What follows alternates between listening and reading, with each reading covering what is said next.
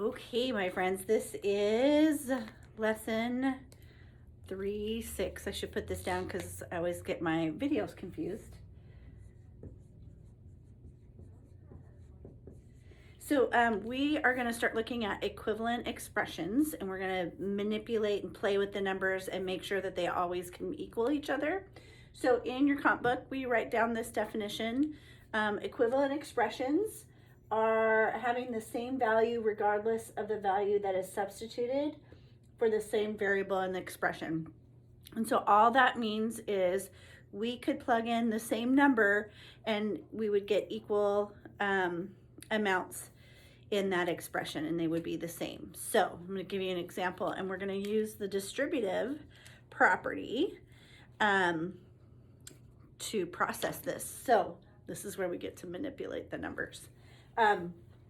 So if I have 3 touching a parentheses, we know orders of operation, we would normally do what's inside, but we can't because there's a variable there. So we're going to move on to the next thing, which is multiplying and dividing. And this is touching that parentheses, and that tells me that I need to distribute that 3 through the parentheses. Okay, so I'm going to do 3 times 4x, which will be 12x. And then I'm also going to do 3 times -1, basically. But so 3 times 1 is 3, and we're going to keep that symbol there, so it'll be a 3. So do you see how we distributed? We took that 3 and we put it through, and so these two expressions would equal the same thing, and I could test it by putting an x value. So let's just say x equaled 2. I could say 3 times 4x minus 1. I could say 4 times 2 is 8 minus 1, 7, 21.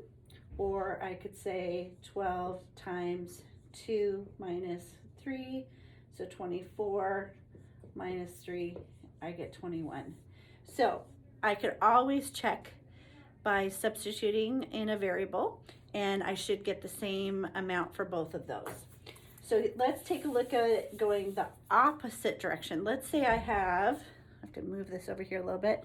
Let's say for this one, I want to take out a number and make it look like this one.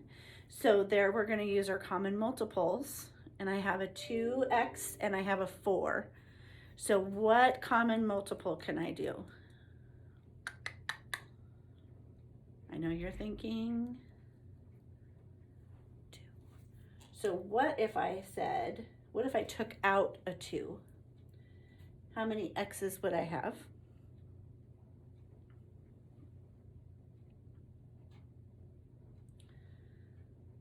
I could say 2 and take that out.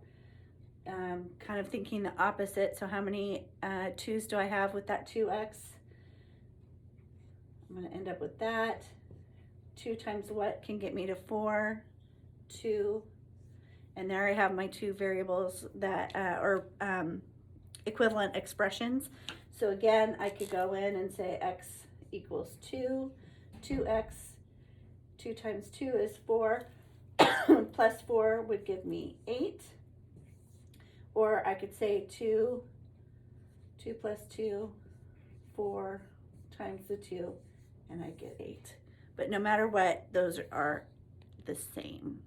Okay, so those are example number 1 using the distributive property. Okay, here, my friends, this is still lesson 3-6, and we're looking at example number 2. And so this time we have 3 expressions, and we have to decide which ones are equivalent with each other. So we're going to go back and think about that distributive property. And what could I do with that 8x minus 4? Could I pull some numbers out of there? Maybe a 4. So if I put 4 on the outside, 8 divided by 4 is going to give me 2x minus 4 divided by 4 is 1. Am I going to get a similar expression with just 4x? No, I think just looking at the problem right away, I'm doing a lot more steps here, and I'm multiplying that by 4. I don't think this, but we can check it later when we plug in a variable. And I have 4, oh, look at that. Those two are the same. So let's just check it. Let's put in 2 again, because that's just the easiest. 2 times 2 is 4, minus 1 is 3. Times that by 4, I get 12. 4 times 2, is 8. Nope. And then I get the same thing here. So that's how I can quickly check. You have to take your time and use precision. Precision, precision, precision. This is not a race. It's about checking each one to see if they are equivalent. So let's try one more.